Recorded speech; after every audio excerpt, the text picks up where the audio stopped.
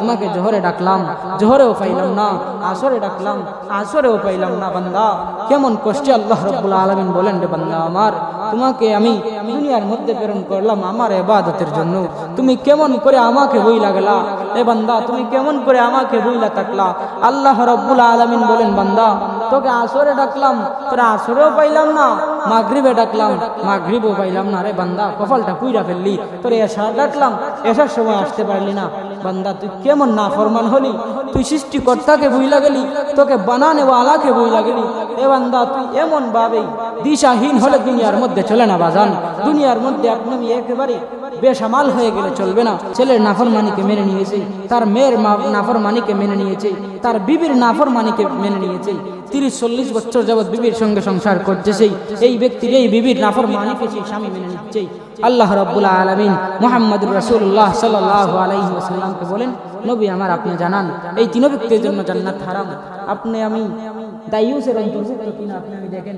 আপনি আমি যদি গার্জিয়ান হয়ে থাকি, আপনার আমার মা, আপনার আমার ছেলে সন্তানগুলা কি করতেছে, রাব্বুল আলামিন কিয়ামতের ময়দানে আপনার আমার জবান থেকে হিসাব নেবেন। আল্লাহ রাব্বুল আলামিন আপনাকে আমাকে দুইটা হাত দিয়েছেন নিয়ামত স্বরূপ। এই দুইটা নিয়ামত হাতকে আল্লাহ রাব্বুল আলামিন কিয়ামতের ময়দানে প্রশ্নবিদ্ধ করবেন। এই হাতগুলো আপনার আমার সম্পর্কে সাক্ষী দিবে, আপনার আমার পক্ষে হয়তো বা বিপক্ষে সাক্ষী দিবে। আপনার আমার নিয়ামত পা, এই পাও আল্লাহ রাব্বুল আলামিনের দরবারে প্রশ্নের মুখাপেক্ষী হবে। এই পা গুলা যদি আপনি আমি ভালো কাজে ব্যবহার করে যাই, তাহলে এই পা আপনার আমার ভালো কাজের দিকে সাক্ষী দিবে। আর না হয় আপনাকে আমাকে এই পা লাত্তি মেরে জাহান্নামে ফেলাইয়া দেওয়ার জন্য সেই যথেষ্ট। মুসলমান বন্ধুগণ আমার, আপনাকে আমাকে আল্লাহ রাব্বুল আলামিন কান নামক নিয়ামত দিয়েছেন। এই কানের দ্বারা আপনি আমি কি বাজে গুনাহ করলাম, এই কানের দ্বারা কি পরিমাণ সওয়াবের কাজ করলাম, এই কানের দ্বারা কি পরিমাণ গীবত শাকায়াত শুনলাম। এই কানকে যদি আল্লাহ রাব্বুল আলামিন কিয়ামতের ময়দানে জিজ্ঞাসা করেন, রে কান তুমি তোমার বান্দার তুমি যেই বডির মধ্যে লিপ্ত ছিলা, তুমি যেই বডির নিয়ামত হিসাবে যেই বডির তুমি চাকরি করেছিলা সারাটা জীবন, তুমি এই বডির হিসাব দাও। এই কান বলবে, আল্লাহ আমার কোনো দোষ নাই, আপনার গোলাম আপনার বান্দা আমাকে দিয়া অন্য ব্যক্তির গীবত কাজের মধ্যে লিপ্ত হয়েছে। এই কান দ্বারা শুনেছে আমাকে আল্লাহ রাব্বুল আলামিন, আপনি আমাকে আটকায় কোনো লাভ নাই, আপনি শাস্তি দিতে হলে আপনার এই গুনাহগারকে দেন। আমি কান বলতেছি, এই কান দ্বারা আমাকে, এই কান বলবে এই আমাকে এই বান্দা কোনো ভালো কাজে ব্যবহার করে নাই, খারাপ কাজে ব্যবহার করেছে। আল্লাহ আমি কানের তো শক্তি ছিল না হাইটা যাওয়ার মতো, আপনার এই গুনাহগার বান্দা আমাকে নিয়া এই সমস্ত বাজে কথাগুলা শুনেছি, এই সমস্ত গীবত গুনাহগুলা গীবতের কথাবার্তা শুনেছি। আল্লাহ এতে আমি নির্দোষ প্রমাণ হয়ে গেলাম, আপনি আপনার বান্দাকে জাহান্নামে দিয়া দেন। প্যারা হাজিরিন, চক্ষু নামক নিয়ামত আল্লাহ রাব্বুল আলামিন যখন কাঠগড়ায় দাঁড়াবেন, এই চক্ষু নামক নিয়ামতকে জিজ্ঞাসা করবেন, যে চক্ষু তুমি জবাব দাও তুমি কি করেছিলা। যদি আপনি আমি চক্ষুর দ্বারা ভালো কাজগুলা করে থাকি, ইসলামের কাজগুলা করে থাকি, সওয়াবের কাজগুলা করতে পারি, এই চক্ষু আপনাকে আমাকে কাল কিয়ামতের ময়দানে আল্লাহ রাব্বুল আলামিনের কঠিন শাস্তির সম্মুখীন থেকে বাঁচাইয়া আপনাকে আমাকে জান্নাতে নিতে পারবেই। আর না হয় আপনাকে আমাকে জাহান্নামে নেওয়ার জন্য এই চক্ষুই যথেষ্ট। প্যারা হাজিরিন, আল্লাহ রাব্বুল আলামিন আপনাকে আমাকে দুনিয়ার মধ্যে টাকা পয়সা দেন, এটাও নিয়ামত, এটা আপনার আমার কোনো কামাই করা কোনো কিছু না। আল্লাহ রাব্বুল আলামিন আপনাকে আমাকে সম্পত্তি দেন, তাও নিয়ামত। আপনাকে আমাকে আল্লাহ রাব্বুল আলামিন ছোট থেকে বড় করেন, তাও নিয়ামত। আপনাকে আমাকে আল্লাহ রাব্বুল আলামিন হাত পা সুজা রেখেছেন, হাত পা দ্বারা আপনি আমি চলাফেরা করতে পারি। আজকে দুনিয়ার মধ্যে এমনও মানুষ দেখা যায় যার হাত বাঁকা, যার পাও বাঁকা, যেই ব্যক্তি ভালো করে হাঁটতে পারে না, ভালো করে গাড়িতে চড়তে পারে না। আরে মুসলমান একটু চিন্তা করেন, আপনাকে আমাকে আল্লাহ রাব্বুল আলামিন দুনিয়াতে কেন সৃষ্টি করলেন, কেন দুনিয়ার মধ্যে পাঠাইলেন?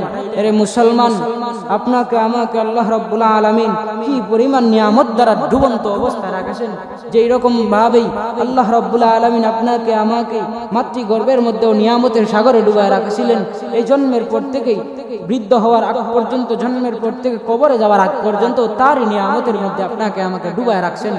কবরে শুধু গেলে শেষ না, কবরের মধ্যে তার নিয়ামতের অভাব নাই, জান্নাতে গেলে তো কোনো অভাবই নাই। আরে মুসলমান খুব খেয়াল করে শুনবেন, আপনাকে আমাকে আল্লাহ রাব্বুল আলামিন মাতৃগর্ভের থেকে নিয়ামত দেওয়া শুরু করেছেন। মাতৃগর্ভের থেকে আস্তে আস্তে দুনিয়ার মধ্যে প্রবিষ্ট হলাম। আলমে আরওয়ার মধ্যেও আপনার আমার উপর রহমত ছিল। আল্লাহ রাব্বুল আলামিন আপনাকে আমাকে নিয়ামত দিয়েছেন। আলমে বরজখ, আলমে আরহামের মধ্যেও আল্লাহ রাব্বুল আলামিন কি পরিমাণ নিয়ামত দিয়েছেন। এর মুসলমান খুব খেয়াল করে শুনবেন। আপনি আমি ছোট্ট একটা বাচ্চা ছিলাম, 2 থেকে 2.5 কেজি ওজনের বাচ্চা। এই বাচ্চাটাকে আল্লাহ রাব্বুল আলামিন মায়ের পেটের ভিতরে, একটা হলো মায়ের পেটের অন্ধকার, এই অন্ধকারের ভিতরে আপনাকে আমাকে আল্লাহ রাব্বুল আলামিন মায়ের পেটের ভিতরে নাফাক খাবার থেকে আল্লাহ রাব্বুল আলামিন কি পরিমাণ নিয়ামতের মাধ্যমে এই মায়ের পেটের নাফাক খাবারকে আল্লাহ রাব্বুল আলামিন আপনাকে আমাকে নিয়ামত হিসেবে মুখ দিয়া দেন নাই। এই মায়ের পেটের গান্দা ফসা খাবারকে আল্লাহ রাব্বুল আলামিন আপনাকে আমাকে হালাল হিসাবে খাওয়াইয়াছেন, মুখ দিয়ে নয় নাভি দিয়ে খাওয়াইয়াছেন। এর মুসলমান, মায়ের পেটের ভিতরে আপনার আমার নিয়ামত, আল্লাহ রাব্বুল আলামিনের নিয়ামত আপনি আমি ভোগ করেছি। এই দুনিয়ার মধ্যেও তার নিয়ামতের অভাব নাই। আপনি আমি বিবাহ শাদী করি, তারও নিয়ামত, ভালো বিবি পাওয়া তাও নিয়ামত। এর মুসলমান, আপনি আমি 5 ওয়াক্ত নামাজ পড়তে পারতেছি না, তাহলে কি হবে? আল্লাহ রাব্বুল আলামিনের নিয়ামত পাওয়ার পরে যদি আপনি আমি নাশুকরি করি, আল্লাহ রাব্বুল আলামিন লাত্তি মারিয়া কাল কিয়ামতের ময়দানে জাহান্নামের মধ্যে ফালায়া দিবেন। আর মুসলমান বন্ধুগণ আমার, খুব খেয়াল করে শুনবেন। আজকে শুক্রবার দিন, এই সাপ্তাহিক ঈদের দিন দেখা যাচ্ছে মসজিদটা একেবারে ফাঁকা পড়ে আছে। আপনি আমি সারা সপ্তাহ কাজ করি, 5 ওয়াক্ত নামাজে আসতে পারি না। মুয়াজ্জিন মসজিদের মাইকের মধ্যে ডাকতে থাকে একের পর এক। আল্লাহ রাব্বুল আলামিন বলেন, বান্দা, তোমার মসজিদের মাইকে তোমার গ্রামের মুয়াজ্জিন ডাকে না, না না, এই মুয়াজ্জিনের মুখ থেকে আমার কথাগুলো উচ্চারণ হয় কেমন যেন আমি আল্লাহই ডাকতেছি।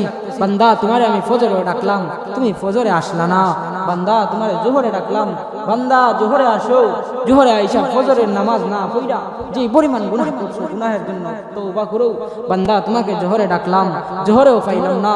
আসরে ডাকলাম, আসরেও পাইলাম না। বান্দা, কেমন কষ্টে আল্লাহ রাব্বুল আলামিন বলেন, রে বান্দা আমার, তোমাকে আমি দুনিয়ার মধ্যে প্রেরণ করলাম আমার ইবাদতের জন্য। তুমি কেমন করে আমাকে বইলা গেলা? এ বান্দা, তুমি কেমন করে আমাকে বইলা থাকলা? আল্লাহ রাব্বুল আলামিন বলেন, বান্দা, তোকে আসরে ডাকলাম, তোরা আসরেও পাইলাম না। মাগরিবে ডাকলাম, মাগরিবও পাইলাম না। রে বান্দা, কপালটা পুইরা ফেললি। তোরে এশা ডাকলাম, এশার সময় আসতে পারলি না। বান্দা, তুই কেমন নাফরমান হলি? তুই সৃষ্টিকর্তাকে ভুইলা গেলি, তোকে বানানে ওয়ালাকে ভুইলা গেলি। এ বান্দা, তুই এমন ভাবে দিশাহীন হলে দুনিয়ার মধ্যে চলে না বাজান। দুনিয়ার মধ্যে আপনি একেবারে বেসামাল হয়ে গেলে চলবে না। রাস্তাঘাটে মা বোনের যন্ত্রণায়, মা বোনের বেইজ্জতি, মা বোনের বেইজ্জতি কেমন করে হয়, মা বোন কেমন করে বেইজ্জতির শিকার হয়। মা বোন যদি একটু সতর্ক হয়ে চলতো, আল্লাহর বিধানকে যদি একটু সতর্ক করে মানতে পারতো, আল্লাহর বিধান পর্দাকে যদি অনুসরণ করে রাস্তার মধ্যে বাহির হইতে পারতো। এরে মুসলমান, খুব খেয়াল করে শুনবেন। এ মা, এ বোন, বাড়ি করে অবস্থানগত মা বোন, ভালো করে শুনে রাখেন। আল্লাহ রাব্বুল আলামিন বলেন, কিয়ামতের ময়দানে আমি আমার বান্দার কাছ থেকে প্রত্যেকটা নিয়ামতের একটা একটা করে পই পই করে হিসাব নেওয়া হবে। এই দিন আপনি আমি কোনো বাঁচার কোনো উপায় নাই। এ মুসলমান, আপনি আমি বাঁচার কোনো উপায় নাই। এই প্রত্যেকটা নিয়ামতের হিসাব আপনি আমি কেমন করে দিব? এ বন্ধুগণ আমার, খুব খেয়াল করে শুনবেন। এ মা বোন, খুব খেয়াল করে শুনবেন। আপনারা যখন রাস্তার মধ্যে বাহির হন, পর্দাকে যদি অনুসরণ করে চলতে পারতেন, আল্লাহর কসম, আল্লাহর কসম, আপনাকে কোনো ব্যক্তি বেইজ্জতি করতে পারতো না। আপনি আমি রাস্তার মধ্যে বেসামাল হয়ে যাই, রাস্তার মধ্যে বাহির হয়, বাজারে হাটে বাহির হয়, বেসামাল হয়ে পড়ি। আপনি আমি একজন মহিলা মানুষ, আল্লাহ রাব্বুল আলামিন মা জাতিকে কি পরিমাণ সম্মানের অধিকারী বানাইয়াছেন। এর মুসলমান, হে মা বোন, তোমাদের বিরুদ্ধে আমার কথা না, তোমাদেরকে আমি মাত্র শুনাইতে যাচ্ছি, আল্লাহ রাব্বুল আলামিনের বিধানকে শুনাইতে যাচ্ছি। এর বন্ধুগণ আমার, খুব খেয়াল করে শুনবেন।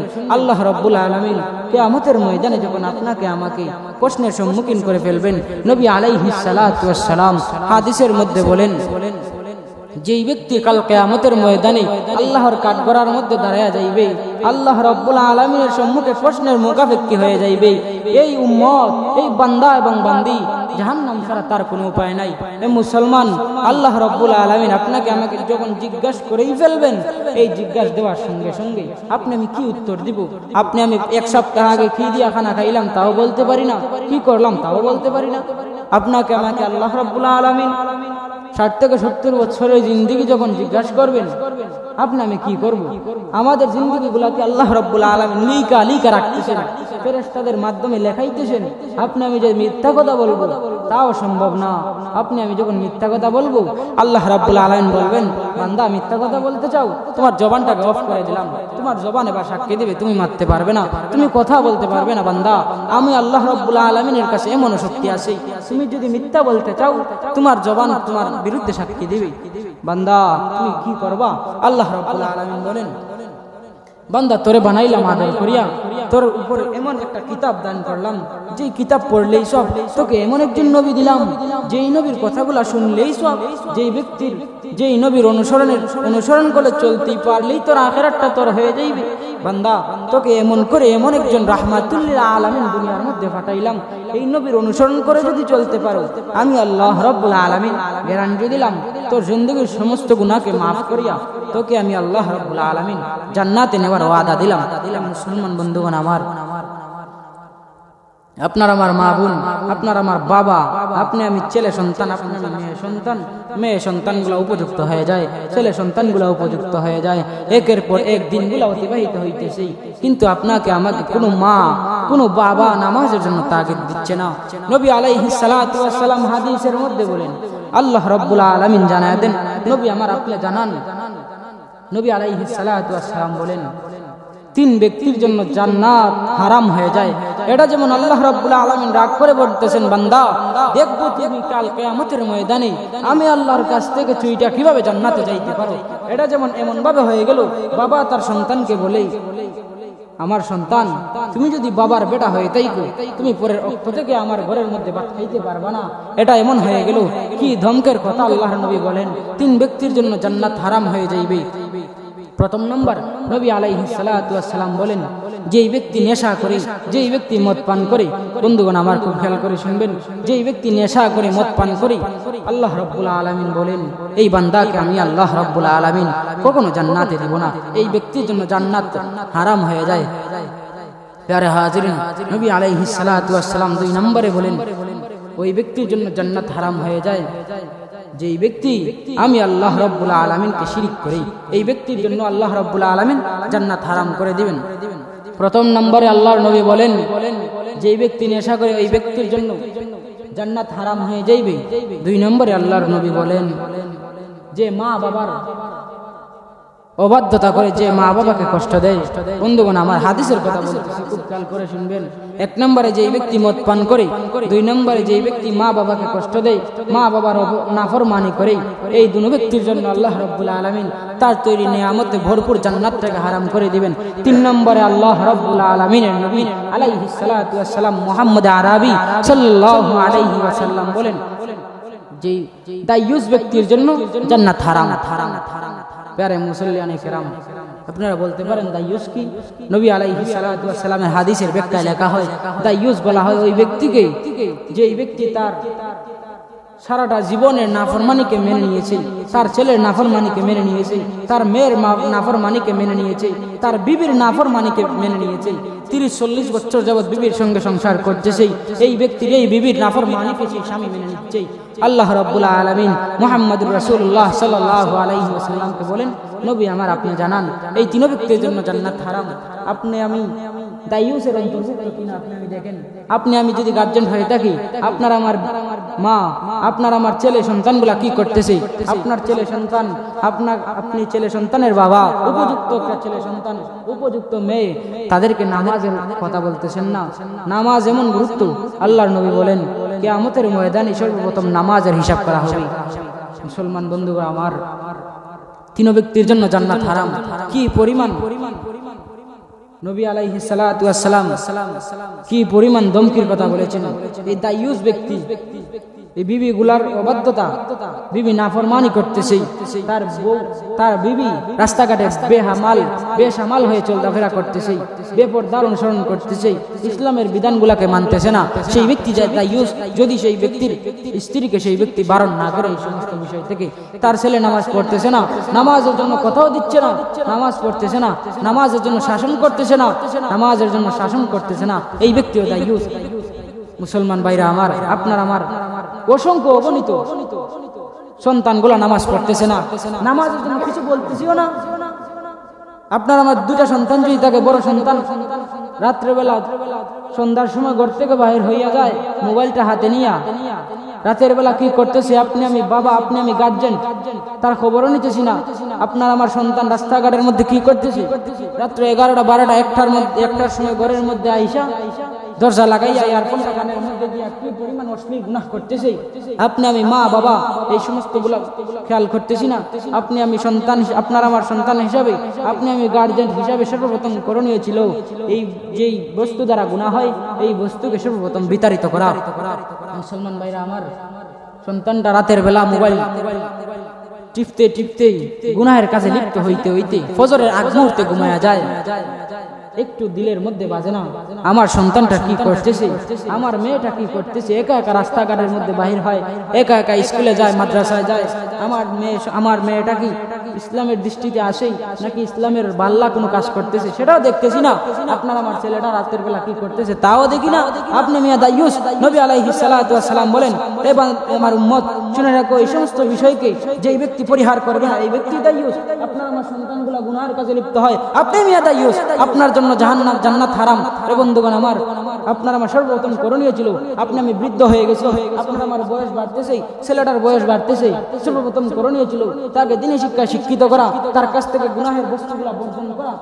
সেই ব্যক্তি ঠিকমতো উপযুক্ত, ছেলেটা ঠিকমতো নামাজ পড়ছে কিনা, ঠিকমতো ইসলামের বিধানকে পালন করতেছে কিনা, ঠিকমতো খাবার দাবার, এই সমস্ত বিষয়গুলো আপনার খেয়াল করা উচিত ছিল।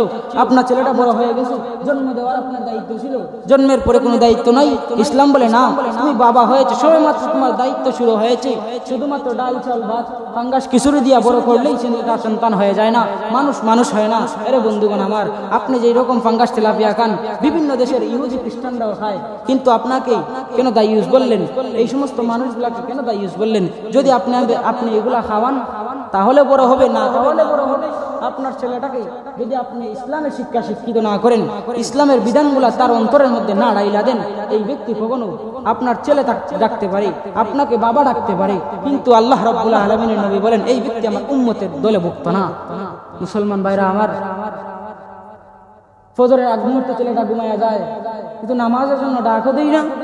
বাবা যদি ডাকতে যায়, মা বলে আমার ছেলেটা শুধুমাত্র ঘুমাইছে, তুমি ডাকো কেন? নামাজের তো বয়স হয় নাই।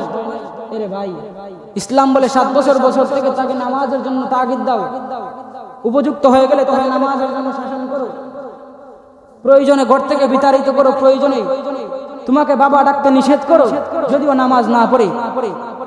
আল্লাহ রাব্বুল আলামিন আপনাকে আমাকে যেন এই কথাগুলোর উপর আমল করার তৌফিক দান করেন। সকলে বলেন আমিন। আল্লাহ রাব্বুল আলামিনের কাছে আপনি আমি তৌফিক কামনা করি। আল্লাহ রাব্বুল আলামিন যেন আপনাকে আমাকে দায়ুসের কাতার থেকে নামটাকে দায়ুসের কাতার যেন আপনার আমার নাম না থাকে। এরে ভাই, নবী আলাইহিস সালাতু ওয়াস সালাম হাদিসের মধ্যে বলেছেন 3 ব্যক্তির জন্য জান্নাত হারাম। আল্লাহ রাব্বুল আলামিন যেন এই কথাগুলোকে বুঝার এবং অন্তরে ধারণ করার তৌফিক দান করেন। সকলে বলুন আমিন। ওয়া আখিরু দাওয়ানা আনিল হামদুলিল্লাহি রাব্বিল আলামিন। আসসালামু আলাইকুম ওয়া রাহমাতুল্লাহি ওয়া বারাকাতুহু।